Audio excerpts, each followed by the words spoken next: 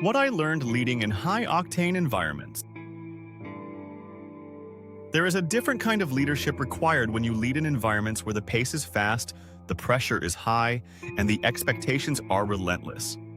High-octane environments expose every weakness in a leader and amplify every strength. They reveal who you are, not who you pretend to be.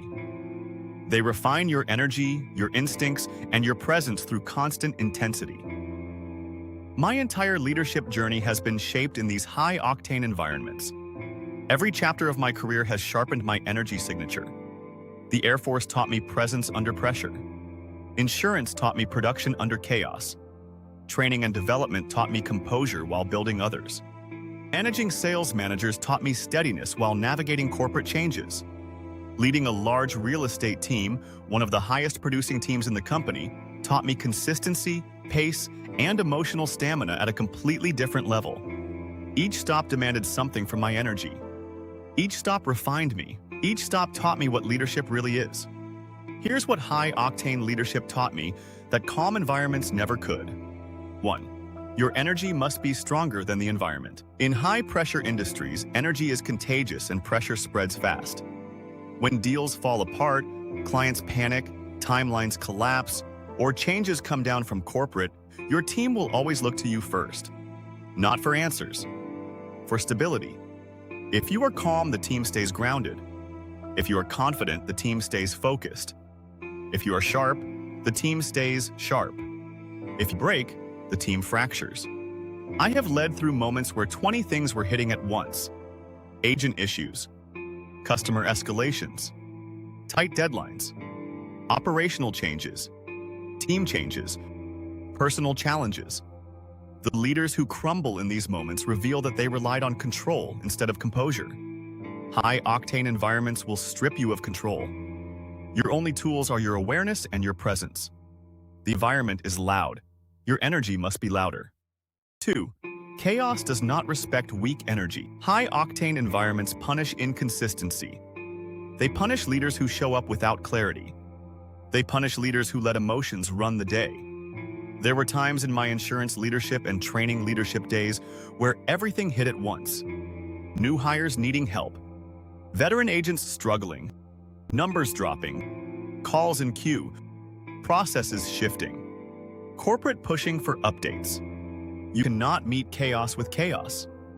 You must meet it with discipline. Leading high-volume real estate teams now, I see the same truth every day. If I am not mentally sharp and emotionally clean, I cannot support a team of nearly 40 agents operating in a market that changes hour to hour. Chaos responds only to grounded leaders. Weak energy gets swallowed. Strong energy stabilizes the room. 3. Your team feeds off your endurance. In fast-paced leadership, endurance matters more than you think. When you lead a high-performing team, they take their cues from your stamina. If you operate with high energy early in the day but unravel by midday, the team will too. If you show up full force early in the quarter but fade late, the team will mirror that drop. High-octane leadership is a full-day sport. It is a full-week sport. It is a full quarter sport. This is why I take care of myself. I work out 3 to 5 times a week because my physical energy powers my mental energy. I hydrate. I eat clean. I get rest when I need it. I take days off so my team does not pay the price of my burnout. My endurance is part of my job. It is not optional. Your team can only sustain what you can sustain. That is why leaders in high-pressure environments must build stamina like athletes. 4. Emotional control determines the outcome. When the pressure spikes, emotional control becomes your competitive advantage. You cannot lead effectively if you are reactive, volatile, or unpredictable. I have seen leaders blow up on their teams during tough stretches. They think they are being strong when they are actually being unstable. Their teams stop relying on them. Their people begin hiding mistakes. The team becomes defensive instead of productive. In my world, when things go wrong, I go calm. When deals fall apart, I get focused. When agents call me stressed out, I slow the conversation, ask the right questions, and help them problem solve. My calm is not passive, it is decisive. High-octane leadership requires emotional, neutral gear. You shift into clarity on demand. That stability is what keeps a team willing to go to battle with you day after day. 5. Presence performs better than pressure. One of the biggest lessons I learned early was that you cannot pressure people into high performance. Pressure can scare people into short-term action, but it burns them out in the long term. High performance thrives under presence, not pressure. My team forms at the level they do because I am present with them. They know I am in the fight with them. They know they are not alone. They know I care. They know they have a leader who shows up, stands with them, and believes in them even when they're struggling. Presence builds loyalty. Presence builds confidence. Presence builds effort. Presence builds belief. Pressure breaks all four. This is why your leadership works. You do not weaponize pressure, you create presence. 6. High-octane environments. Expose fake leadership. These environments will expose leaders who rely on charisma without character. They expose leaders who try to talk their way past the work. They expose leaders who pretend they care but disappear when things get tough. They expose leaders who want authority without responsibility. If you are not real, the environment will break you. If you rely on fear, the environment will turn your team against you. If you rely on ego, the environment will humble you fast. High-octane leadership forces you to be authentic because anything less collapses under pressure. One of the reasons I thrive in these environments is because I lead with service, not ego. I lead with care, not fear. I lead with accountability and consistency, not theatrics.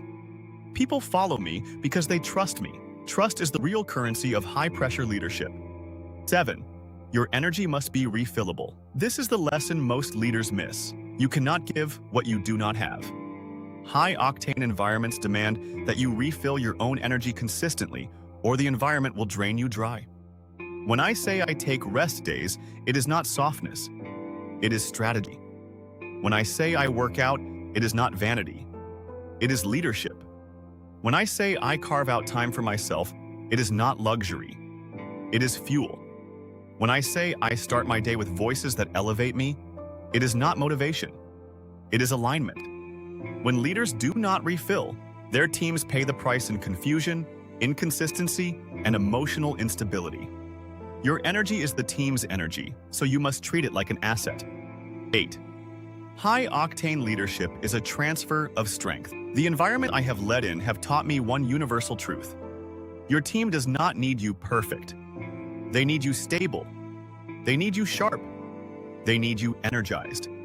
They need you human but strong. Leading in high-octane spaces refined my energy signature into something steady, grounded, and consistent. It taught me to regulate myself before I ever try to regulate a situation. It taught me that my presence has the power to lift a room or sink it. The pressure shaped me into the leader I am today. This chapter of my book, Lead Like This, The Energy Advantage, is meant to help leaders avoid the years of trial by fire and learn these lessons now. If interested more in this topic, grab a copy of the book on Amazon. Thank you for watching. Please like and subscribe to join our leadership community.